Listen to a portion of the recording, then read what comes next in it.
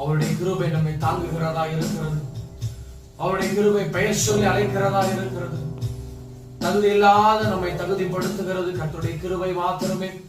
இன்றைக்கு யாரும் நம்ம உயர்த்த முடியாது, யாரும் நம்ம தகுதிப்படுத்த முடியாது. ஆனால் கர்த்தருடைய கிருபை மாத்திரமே ஒரு உயர்த்தத்தக்கதாய் இருக்கிறது.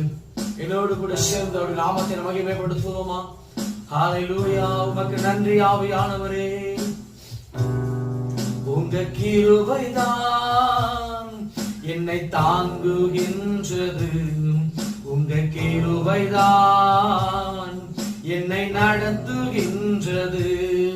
உங்க கிருபைதான் என்னை தாங்குகின்றது. உங்க கிருபைதான் என்னை நடத்துகின்றது. கிருபையே கிருபையே